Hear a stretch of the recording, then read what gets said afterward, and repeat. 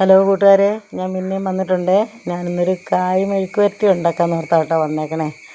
ഒരു 4 കായ എടുത്ത് ഞാൻ അരിഞ്ഞ് കറയൊക്കെ കളഞ്ഞ് കഞ്ഞിവെള്ളത്തിലിട്ട് കഴുകി കറയൊക്കെ കളഞ്ഞ് ചട്ടിയിലിട്ട് വെച്ചിട്ടുണ്ട്.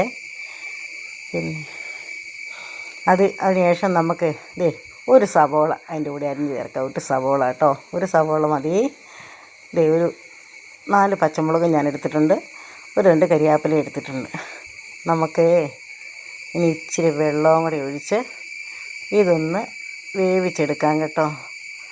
അതിനിടയ്ക്ക് പറയാൻ ഞാൻ ഓർമ്മിപ്പിക്കുക, പിന്നെ എല്ലാവരും സബ്സ്ക്രൈബ് ചെയ്യണം, ലൈക്ക് അടിക്കണം, എന്നിട്ട് വേണം ഇത് കാണാൻ കേട്ടോ. ഇച്ചിരി മഞ്ഞൾപ്പൊടി ഇട്ട് ഒരു സ്പൂൺ മഞ്ഞൾപ്പൊടി ഇട്ട് ഒരു 1.5 സ്പൂണ്, കുഞ്ഞ് സ്പൂണാട്ടോ, 1.5 സ്പൂണ് ഉപ്പും കൂടി ഇട്ട് പാകത്തിന് വെള്ളം ഒഴിച്ച്, കുറച്ച് വെള്ളം ഒഴിച്ചാൽ മതി. വഴക്ക വേവാനും വഴക്ക് കൂടാനും അധികം സമയം വേണ്ടെന്ന് എൻ്റെ അമ്മ പറഞ്ഞേക്കണേ. അപ്പോൾ നമുക്കിതൊന്ന് ഇളക്കി അടുപ്പിൽ വെച്ച് വേവിച്ചെടുക്കാം കേട്ടോ. നന്നായിട്ടൊന്ന് അങ്ങ് ഇളക്കിയേരെ. അപ്പോൾ എരിവെല്ലായിടത്തും ഒക്കെ ആയിക്കോട്ടെ. അപ്പം നമുക്ക് ഇതൊന്ന് വേവിച്ചെടുക്കാം, മൂടി വെച്ച് വേവിച്ചെടുക്കാം കേട്ടോ. ഇത് ഒരുമാതിരി ആയിട്ടുണ്ടെന്ന് ഇടയ്ക്കൊന്ന് ഇളക്കിയിട്ട് കൊടുക്കാം. നമുക്കത് പറ്റിയോ എന്നൊക്കെ നോക്കണ്ടേ. അപ്പോൾ ഒന്ന് ഇളക്കിയിട്ട് ഒന്നുകൂടെ അടച്ച് വെച്ച് വേവിച്ചെടുക്കാം കേട്ടോ. വെള്ളമൊക്കെ പറ്റി ഇവിടെ റെഡി ആയിട്ടുണ്ട് കേട്ടോ. വെള്ളമൊക്കെ പറ്റി നല്ല റെഡി ആയിട്ടുണ്ട്. അപ്പോൾ ചട്ടി അടുപ്പിൽ വെച്ച് ചൂടാകുമ്പോൾ നമുക്ക് ഇച്ചിരി കടുക് ഇട്ട് കൊടുത്ത് കടുക് ഇട്ട് കൊടുത്തു. ഒരു 2-3 സ്പൂണ് 2-3-4 ചെറിയുള്ളി, നല്ലോണം ചെറിയുള്ളി അരിഞ്ഞെടുത്തിട്ടുണ്ട്. അതൊന്ന് കടുക് വറുത്ത് ചേർക്കാം കേട്ടോ നമുക്ക്. ഇച്ചിരി അധികം ചെറിയുള്ളി എടുത്ത്, ചെറിയുള്ളി നല്ല ടേസ്റ്റല്ലേ. അപ്പോൾ അത് മെഴുക്ക് വരട്ടിക്ക്. അപ്പോൾ അതൊന്ന് വരട്ടി നമുക്ക് ശരിക്ക് ചേർത്ത് കൊടുക്കാം കേട്ടോ. അത് മൂത്ത് വരുമ്പോഴത്തേനും ഞാൻ ഈ ഉള്ളി മൂത്തതിന് ശേഷം മാത്രമേ ഞാൻ കരിയാപ്പില ചേർക്കുള്ളൂ എന്ന് പറഞ്ഞായിരുന്നു കേട്ടോ. അതിൻ്റെ പച്ച കാണാനും 2 വറ്റൽമുളക് ഇട്ട് കൊടുത്തേ. 2 വറ്റൽമുളക് മാത്രമേ ഇട്ട് കൊടുത്തിട്ടുള്ളൂ കേട്ടോ.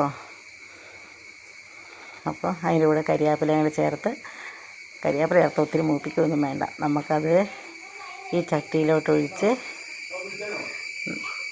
വേവിച്ചേക്കണ കായയിലോട്ട് ഒഴിച്ച് നല്ലോണം ഒന്ന് ഇളക്കി കൂട്ടി എടുത്തു കഴിഞ്ഞാൽ നല്ല ഒന്നാന്തരം മെഴുക്ക് വരട്ടി.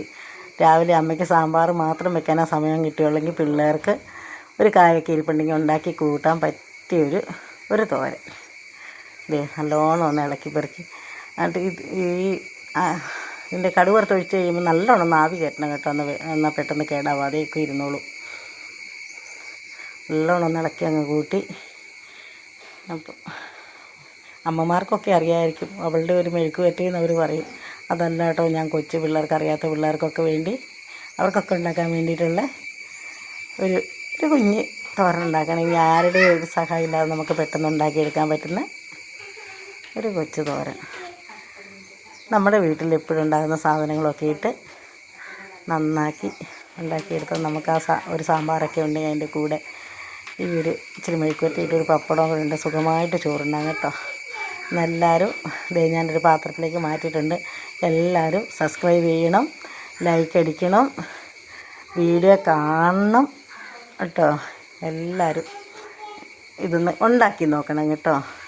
എന്നാൽ പിന്നെ ഇതുണ്ടോ, ഞാനൊരു സർവിങ് ഡിഷിലേക്ക് ഇത് മാറ്റിയിട്ടുണ്ട്. ഇനി നമുക്ക് വേറെ ഒരു വീഡിയോ ആയിട്ട് കാണാം കേട്ടോ. എല്ലാവരും സബ്സ്ക്രൈബ് ചെയ്യാൻ മറക്കല്ലേ, ലൈക്ക് അടിക്കാൻ മറക്കല്ലേ. നിങ്ങളാണ് എൻ്റെ ഒരു പ്രതീക്ഷ, മറക്കല്ലേ മക്കളെ.